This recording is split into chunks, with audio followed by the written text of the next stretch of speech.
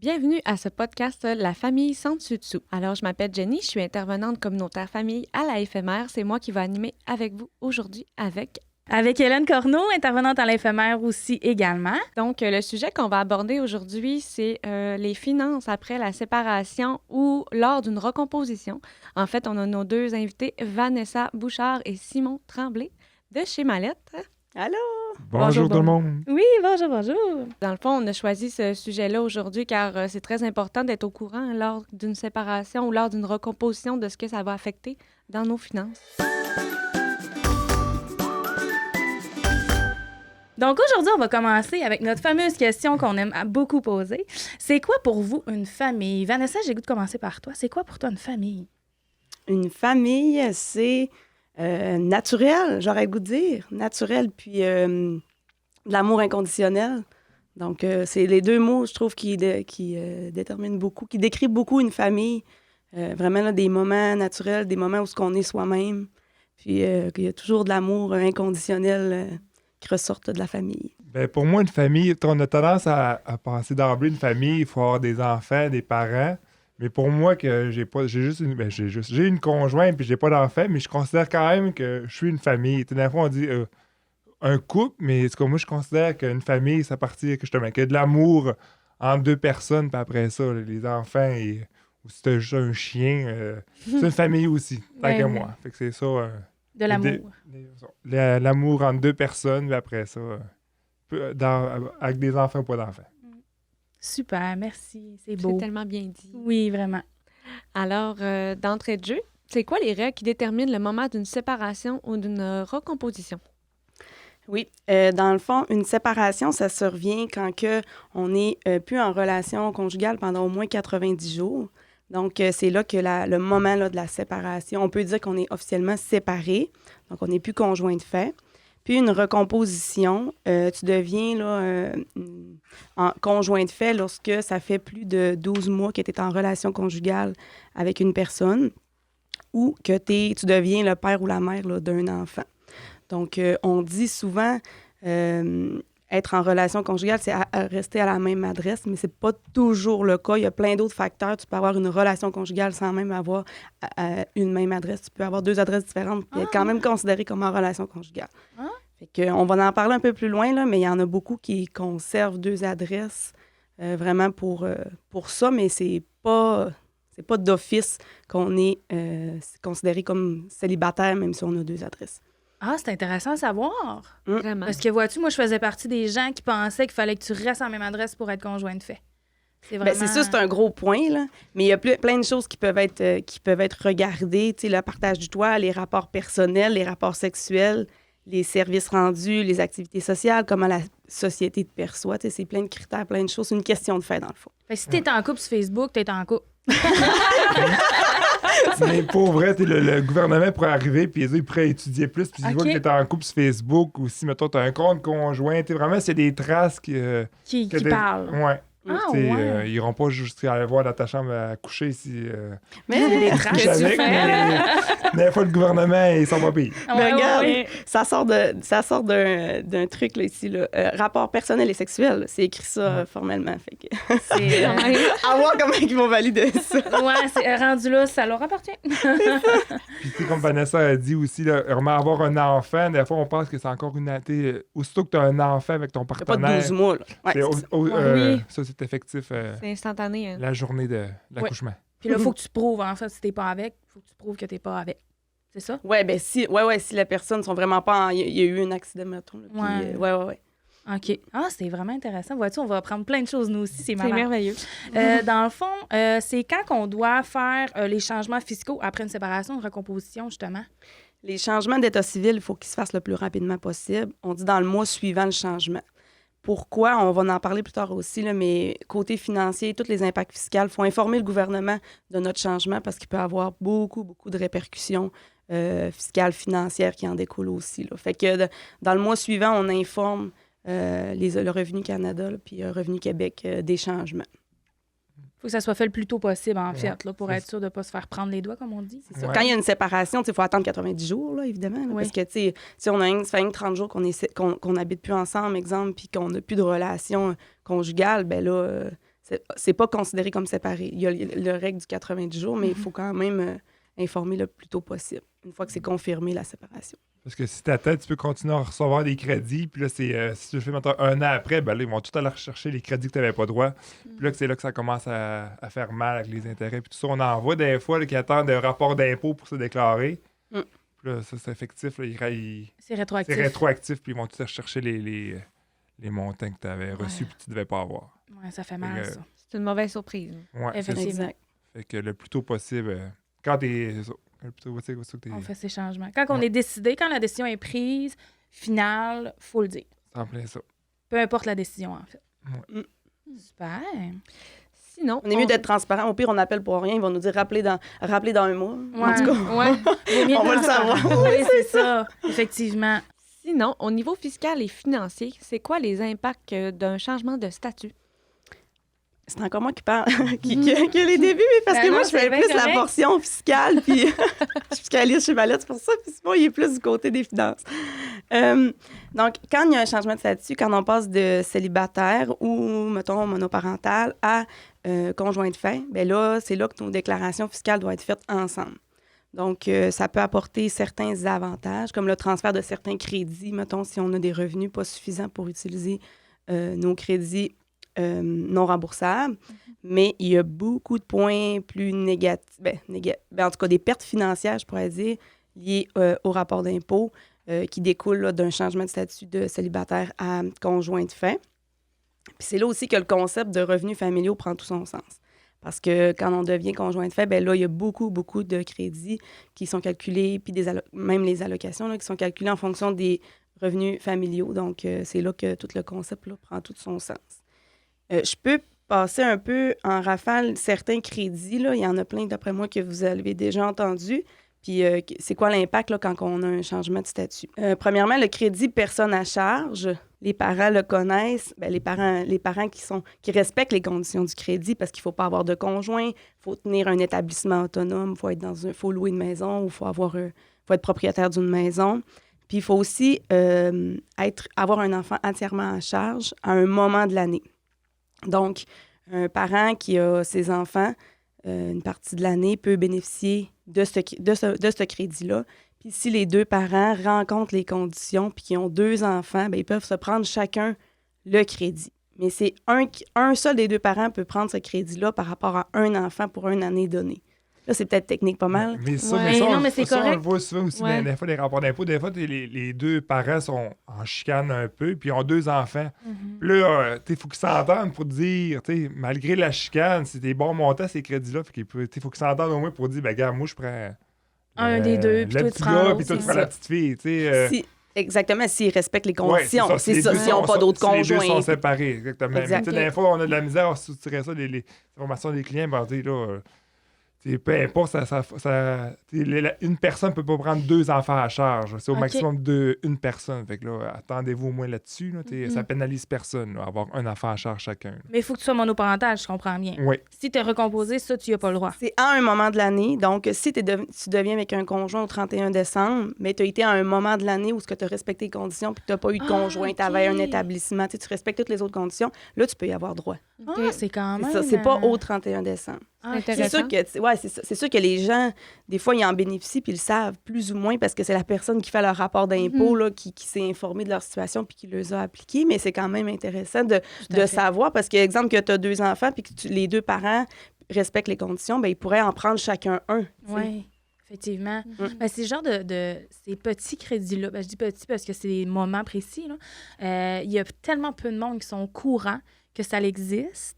Heureusement, ils peuvent s'informer à des gens comme vous. Ils peuvent aller aussi à des organismes communautaires, je pense aux services budgétaires ici dans le coin, qui peuvent les informer là-dessus. Mais il y a tellement de crédits et de... Là, je fais une petite parenthèse. Là. Il y a tellement de crédits qu'on a le droit, qu'on ne sait pas, qu'on n'est pas au courant. Fait que c'est vraiment pertinent tout ce que tu nommes présentement. Là. Je tiens à te rassurer. Parfait. Je vais continuer. Oui, là-bas. continue. Mais juste pour être sûr, là, c'est pas les 2 parents. Mettons 2 parents qui ont un seul enfant, c'est juste un des 2 parents. Un Qui crédit peut par avoir- enfant, c'est c'est ça. Tu peux ça. pas séparer ton crédit en 2. Là. Ouais. Mais là, s'il y a un enfant, là, il peut avoir un peu... C'est là, il faut que les parents s'entendent. Là, Ouais. puis Ouais. c'est ça. Là, il peut avoir une chicane. Mais si tu as Oui. 2 enfants, chacun. Puis il n'y a aucune tout est raison d'avoir réglé. une chicane parce qu'un parent peut pas avoir 2 enfants à sa charge. Ouais. Mais il peut, en tout cas, fiscalement, il n'y a pas 2 crédits. Mhm. Mais effectivement, Ok. s'il y a un enfant, ben là, ça fait partie un peu de la médiation Ouais. qui demande Ouais. quoi. Là. La discussion et la communication. Mhm. Qu'on parle dans un autre podcast. Qui est très important. Oui. Il y a aussi une relation avec la pension alimentaire aussi pour ce crédit-là. Le payeur d'une pension alimentaire, l'année suivant, dans le fond, la séparation, l'année où il paye une pension alimentaire, là, ben, il n'aura pas le droit au crédit parce qu'il paye une pension alimentaire. OK. C'est quand même important. Ok. Ouais. Un autre crédit, montant pour personnes vivant seules. Ça ne s'applique pas juste aux parents. Là. Ça s'applique à toute personne qui, encore une fois, respecte les conditions, habite dans un établissement stable. Puis, c'est ça. Fait que dans le fond, si tu deviens, tu passes de célibataire, on dit célibataire, mais monoparental, ça marche si tu as des enfants de moins de 18 ans ou des enfants aux études. Donc, tu peux bénéficier de ce crédit-là dans ton rapport d'impôt. Je crois que c'est, je sais pas ça représente combien, là, mais environ 300 je crois. Mais en tout cas, ça paraît là, dans ton Oui, rapport ben d'impôt. oui. Puis, dans le fond, quand tu deviens un conjoint de fait, ben là, tu le perds. Puis, le nouveau conjoint aussi, là. tu sais. Ouais. Ouais. Dans le Ça, fond, au moins, si- c'est égal. mais en même temps, ça dépend. Là. Il fallait qu'il respecte les conditions aussi. Là, mais si l'autre conjoint le respectait, puis là, il bénéficiait aussi de ce crédit-là, ben là, il va le perdre également. Les crédits pour les frais de garde. Au fédéral, comment ça marche? C'est une déduction. Dans le fond, on diminue le revenu imposable. Puis c'est la personne qui a le revenu net le moins élevé qui peut le prendre. Donc, c'est quand même une bonne déduction. Là. Puis des fois, ça peut aller au conjoint, qui c'est pas à lui les enfants, puis c'est pas lui qui paye les frais de garde. T'sais.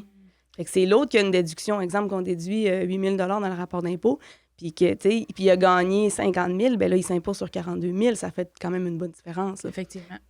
T'sais, fait que les gens pas informés, je dis pas informés, c'est assez touché, mais je veux dire, les gens qui prennent pas le temps d'analyser les rapports d'impôt ou de demander conseil sur le résultat d'impôt, ben ils peuvent passer à côté de ça. T'sais. Effectivement. Puis au provincial, comment ça marche? C'est un crédit. C'est un crédit remboursable si les enfants sont dans une garderie non subventionnée. Donc, une garderie non subventionnée, tu as droit à un crédit en fin d'année, mais tu peux demander là, un remboursement anticipé du crédit pour en recevoir un petit peu à tous les mois. Parce qu'une garderie non subventionnée, c'est pas à 8,50 par jour. Non, c'est c'est ça. très cher. C'est Oui. ça. Oui. Fait que tu demandes ton remboursement anticipé, fait que, tu sais, au lieu de payer 45, ben ça te revient, en tout cas, à 16, 17, là, tu sais, 15, en tout cas, je sais pas, ça dépend du revenu Ouais, Oui, familial. ça dépend de tout. Là. C'est propre à chacun, mais c'est ça, calculé en fonction du revenu familial. Ah. Donc, quand tu passes de célibataire à conjoint de fin, ben, le taux du crédit est déterminé en fonction du revenu familial. Donc là, le revenu de ton nouveau conjoint rentre dans le calcul du crédit. Oui, les familles recomposées, malheureusement, c'est triste parce qu'ils perdent beaucoup de choses. Là. Quand que tu te recomposes, puis l'autre, mettons, il n'y a pas d'enfants, la personne qui a des enfants paye énormément. Puis ça, c'est un débat qu'on pourrait avoir toute l'après-midi, mais c'est le gouvernement. Donc, C'est ça. On n'aurait pas le débat entre nous autres. non, effectivement, il faudrait avoir le débat avec quelqu'un du gouvernement. Exact. On lance l'appel. Non, c'est pas vrai. C'est ça pour les crédits pour les frais de garde. Après ça, la RAMQ aussi. La RAMQ est calculée en fonction du revenu familial. La RAMQ est aussi bonifiée.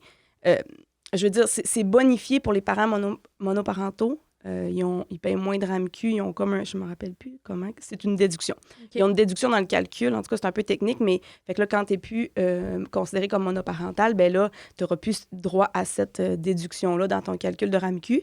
Puis, ça va être considéré aussi avec les revenus familiaux, donc les revenus de ton conjoint. Donc, ça va augmenter, là. Ça, c'est une autre affaire. Ça n'a pas rapport avec le sujet, mais tu sais, RAMQ, le monde, on dirait qu'ils ne savent pas qu'ils payent ça, tu sais. Ouais. Mais Mhm. c'est, dans le rapport d'impôt, souvent, c'est... C'est des bons montants. Là. Ben, 600... 700 pièces. C'est pas loin de 700 $, ouais. Tu pas de l'impôt, mais tu payes ton assurance. Tu n'as pas d'assurance privée à ta job ou une assurance privée ailleurs, ben, tu payes une assurance. Tu n'as pas le choix d'avoir une assurance, d'être assuré par le gouvernement. Ouais. Fait que tu payes 700 pièces sur ton rapport d'impôt. Ah, ouais. C'est quand même un bon Ouais. montant. Mais hein. oui, je savais pas ça. Non. Moi non Ça, plus, si t'as pas vois-tu. non, il y en a beaucoup qui ont des assurances collectives à la job, mais il y en a aussi beaucoup qui n'ont pas d'assurance privée. Là. Non, Fait que c'est effectivement. 700 pièces des fois que ça Mais se oui. rajoute. Puis là, on dit, je paye bien l'impôt, ben tu as 700 pièces là que C'est tes assurances. c'est des assurances. Mais c'est sûr que quelqu'un qui fait pas beaucoup de revenus, ça t'en paye pratiquement pas bien. C'est aussi en fonction de ton revenu, là, Exact. mais c'est pas long que C'est pas long que tu payes le max. Là. ouais, Ouais. c'est pas Ouais. long que tu payes le max. C'est intense. Mais Quand oui, mais même. c'est de quoi qu'on dirait que c'est pas connu. Les gens pensent que, tu sais... Mais oui, tu payes quand même. J'étais comme, ouais, mais tu payes quand même 500, quasiment 700 pièces là, de RAMQ, tu sais. C'est pas... c'est quelque chose à prendre en considération, Ben je oui. trouve, là, au bout de l'année. Moi, je savais pas ça. Non. Bon. Hey, on Je fais apprend plein partie de des choses, gens qui j'adore. savaient pas. Mais c'est modulé en fonction du revenu, évidemment, Ok, ouais. comme Simon Ouais, il a dit. Mais c'est très intéressant de le savoir quand Ben même. oui. C'est important. Là. Mais oui, on le paye, là, tu sais, c'est Ben, ça. c'est ça. Ouais. Mais c'est comme faux, c'est comme dans l'impôt. Fait que souvent, ça paraît pas. Il faut vraiment que tu regardes ton rapport d'impôt au Québec, comme, tu sais, faut que tu le regardes détaillé, là. Ouais. Ou bien que tu te le fasses expliquer. là. Ouais. Mais, c'est ça. Et les gens comme moi, qui n'ont pas l'esprit mathématique et de comprenure de tout ça, là, je vais parler en bon québécois, et ciel, que ça fait juste un bip dans la tête, je vais être honnête. Moi, personnellement, je me le fais expliquer et réexpliquer, puis j'écoute avec beaucoup d'attention. Et je suis très chanceuse. Je crois que, vu que je suis une personne quand même gentille, les gens ne pognent pas les nerfs après moi, mais on pourrait pogner les nerfs, je crois. Mais c'est le genre d'affaire qui est très difficile à comprendre. Mais heureusement, il y a des gens comme vous qui ont la patience d'expliquer et de réexpliquer. Ouais, puis tu sais, c'est pas évident, tu sais. Non, c'est pas évident à Revenu net, comprendre. revenu imposable, Ah ouais. les crédits, tu sais, t'as des crédits qui sont non remboursables, mais t'en as des crédits remboursables, tu sais. J'avoue que c'est quand même pas... tu sais, C'est pour un monsieur, monde. madame, tout le monde, c'est C'est pas compliqué. là. facile. Ouais, Ouais. c'est Ouais. C'est compliqué quand même. Mais On c'est est pour- chanceux de. C'est pour ça de aussi tout faire qu'en expliquer. étant une famille recomposée, c'est d'autant plus important quand même de se comprendre ces affaires-là, parce que là, des fois, c'est ton ex qui a des affaires que t'as pas, ben là, c'est ton nouveau conjoint qui a des affaires, fait que exact. Ça change tout. Puis c'est là, quand même important encore plus de comprendre. oui, mais il y a beaucoup de gens qui, en tout cas, nous, on travaille à l'AFMA, on travaille beaucoup avec les gens, justement, les familles monoparentales et recomposées. Puis il y a beaucoup de gens qui sont, ben, les gens, en fait, je devrais dire, sont de plus en plus informés. Moi, j'en vois de plus en plus là, des gens qui veulent se recomposer ou qui sont recomposés, par exemple, et qui y pensent aux finances, là, qui se disent, je crois que je vais aller consulter, justement, quelqu'un qui travaille dans les finances, un fiscaliste, quelque chose pour mes impôts et tout, parce que là, je le sais qu'il y a beaucoup de choses qui vont changer dans mon budget et je crois que ce podcast-là va aider beaucoup de gens aussi à se poser la question et c'est important de se poser la question pour aller s'asseoir avec quelqu'un de compétent qui comprend tout ça pour se le faire expliquer parce qu'effectivement, tu sais, tu viens d'en nommer que je suis pas mal sûre qu'il y en a bien plein d'autres, des crédits de toutes sortes sur plein d'affaires, puis même au niveau des impôts, là, la période d'impôt arrive en plus, là, tu sais, présentement, fait que c'est toutes des affaires vraiment très importantes. Est-ce que tu en avais d'autres à expliquer?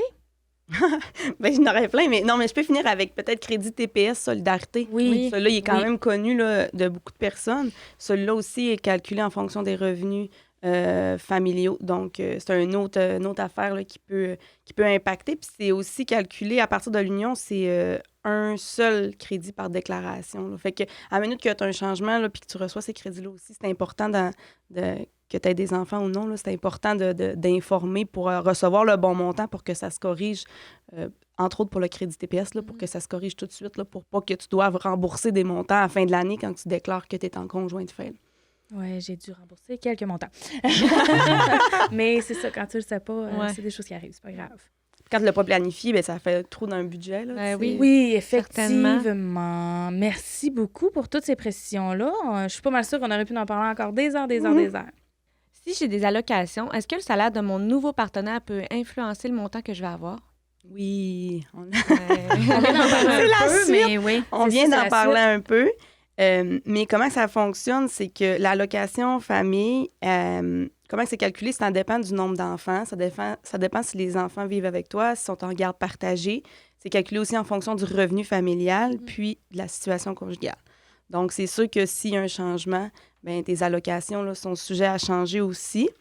Puis, le fonctionnement, c'est que c'est versé pour les gens peut-être qui sont moins au courant, là, mais c'est versé à une seule personne par famille. Puis, si tu es en garde partagée, bien là, ça peut être, si tu respectes les conditions de la garde partagée pour l'allocation, bien ça peut être versé là, aux 2 parents, mais il faut faire la demande. Puis, le concept, c'est le concept de 40 % du temps pour être considéré comme avoir la garde partagée. Fait que si un parent passe moins de 40 % du temps avec son enfant, ben là, il ne sera pas considéré comme avoir la garde partagée de l'enfant, donc ne sera pas admissible là, aux allocations.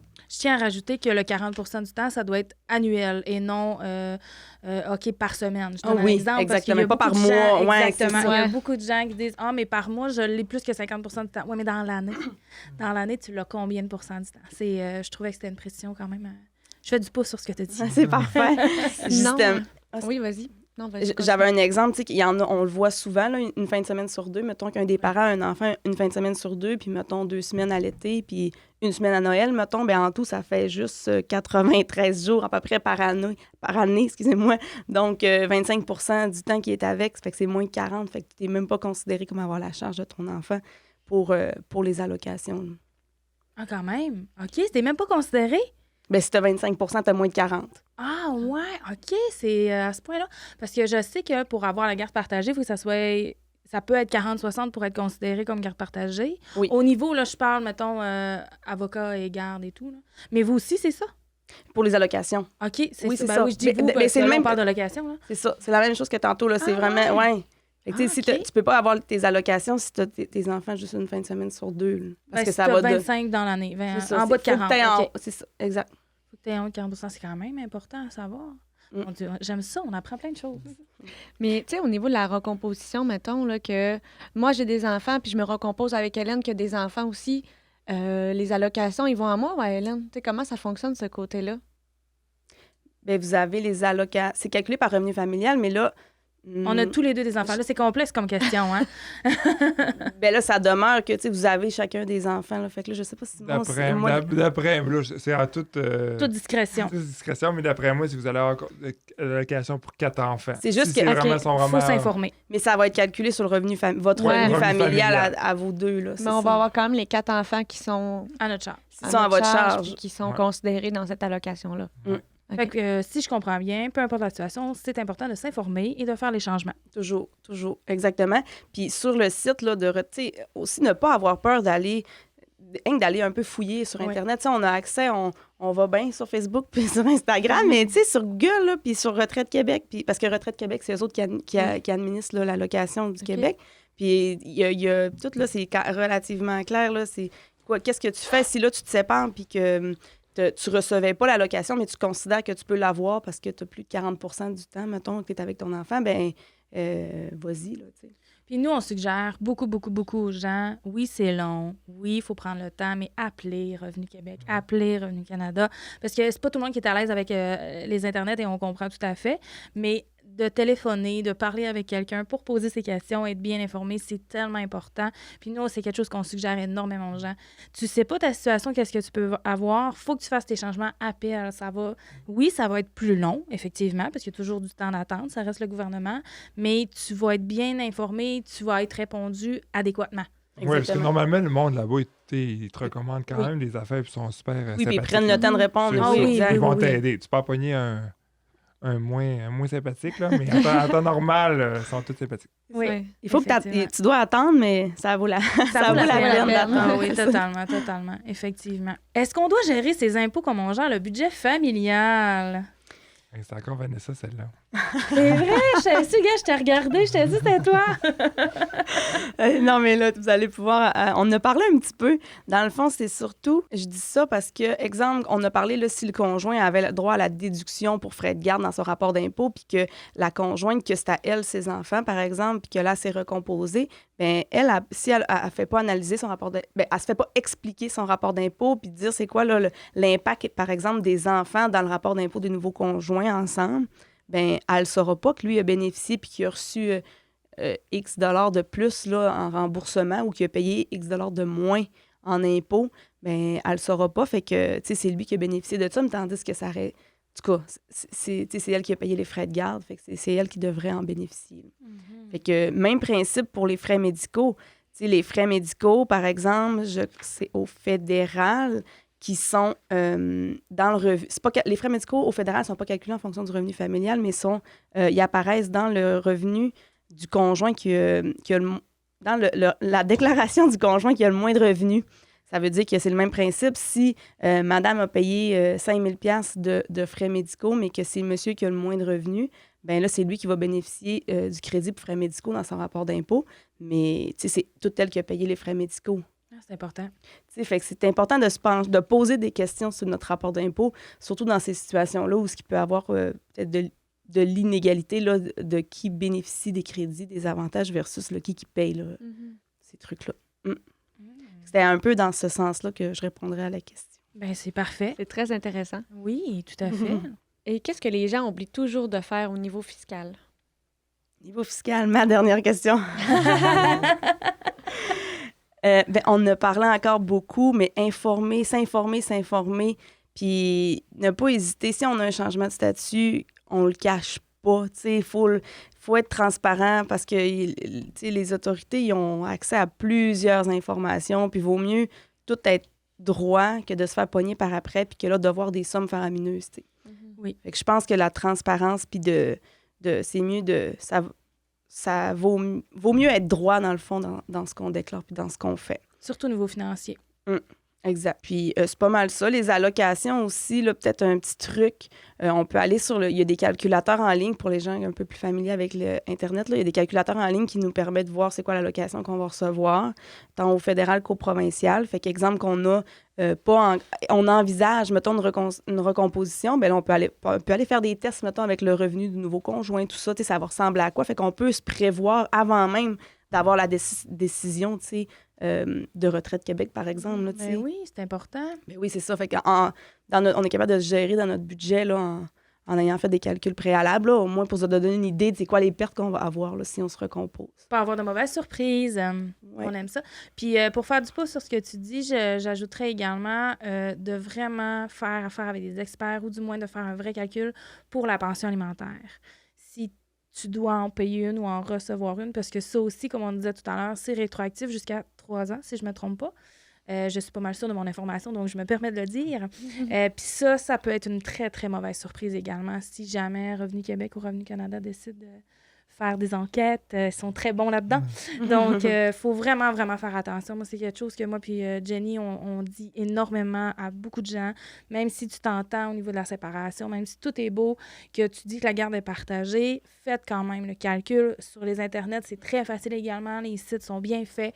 Donc, n'hésitez pas à fouiller. Je vais dire comme toi, Vanessa, n'hésitez pas à fouiller sur les internets.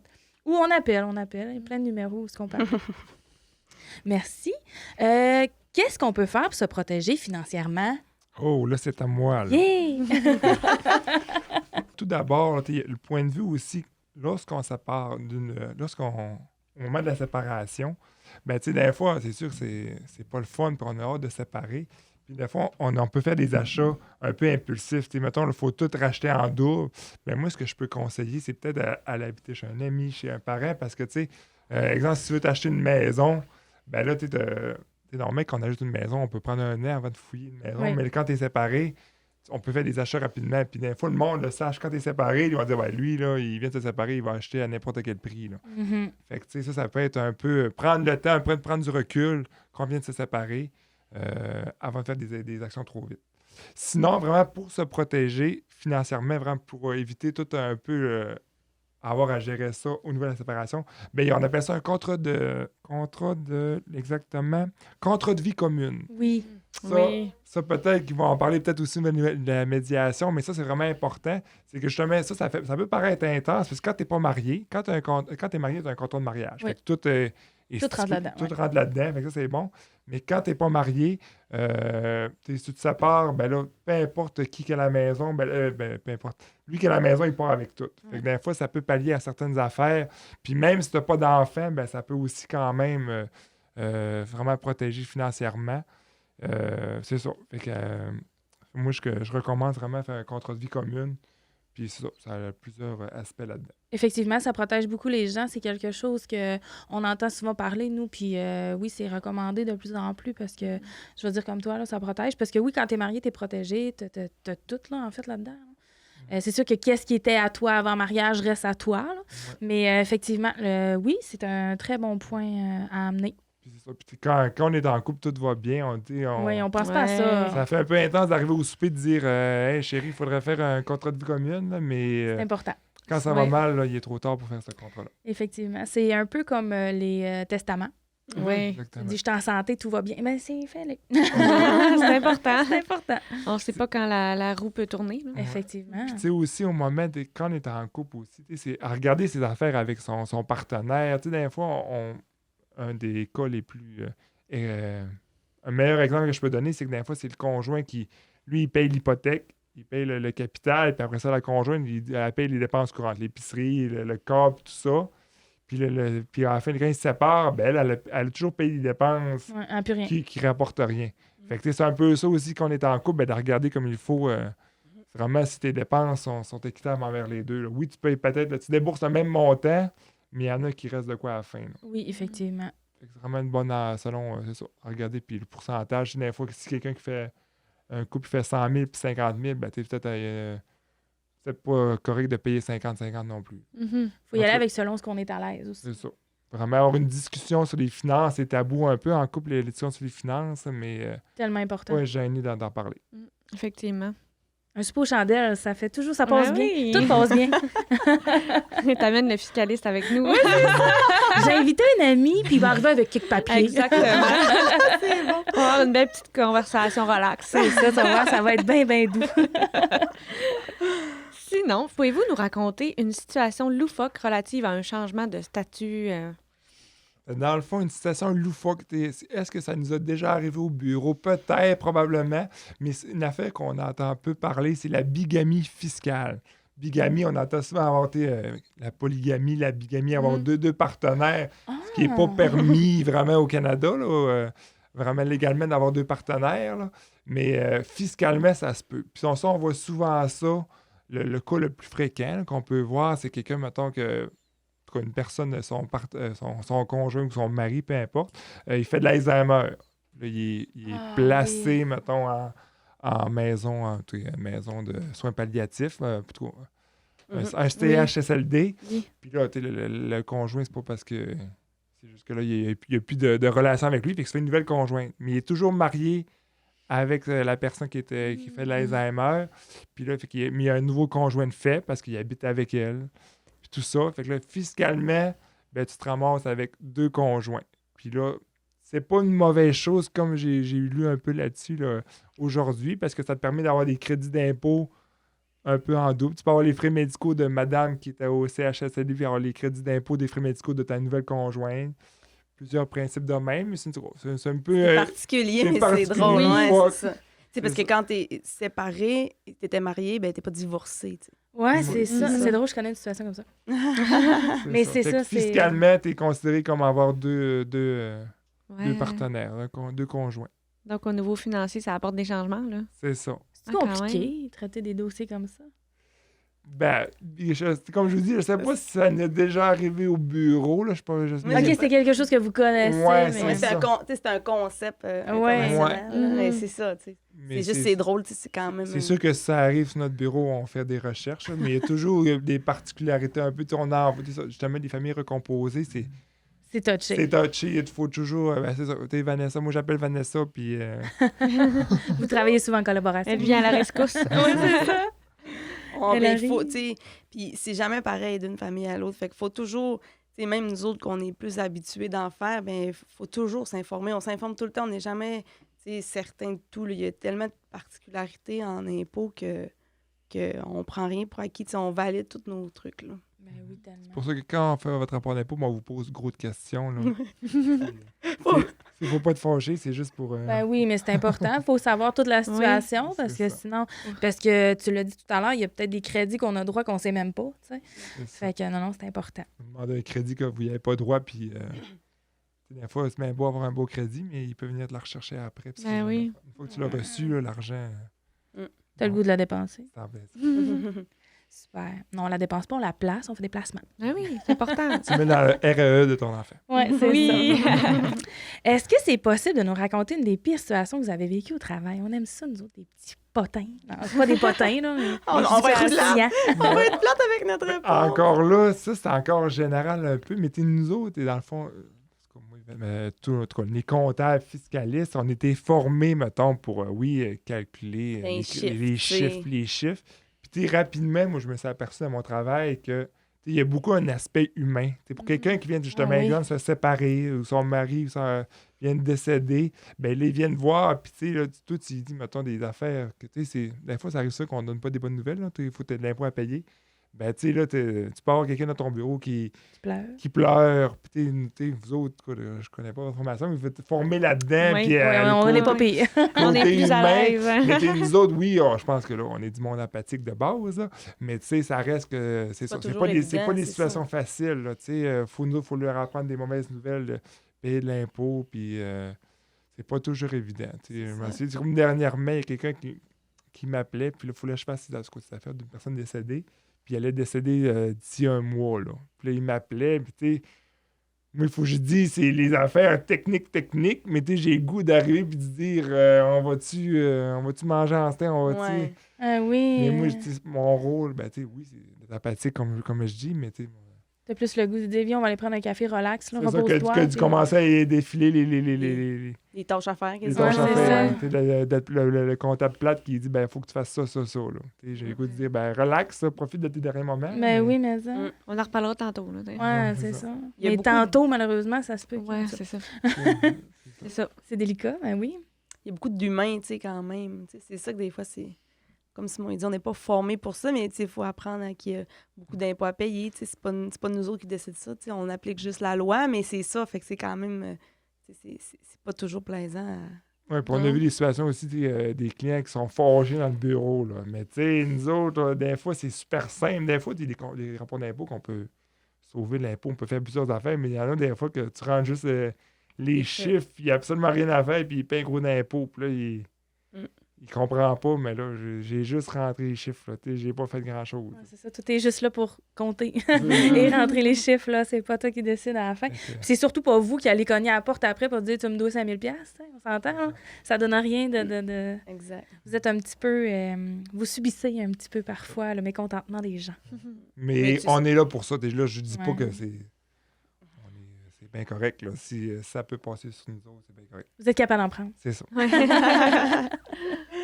Donc, merci beaucoup à Simon et Vanessa de chez Mallette pour leur participation à ce podcast. Et merci beaucoup à la Télé du Haut-du-Lac également pour l'enregistrement des podcasts. On vous souhaite une belle journée.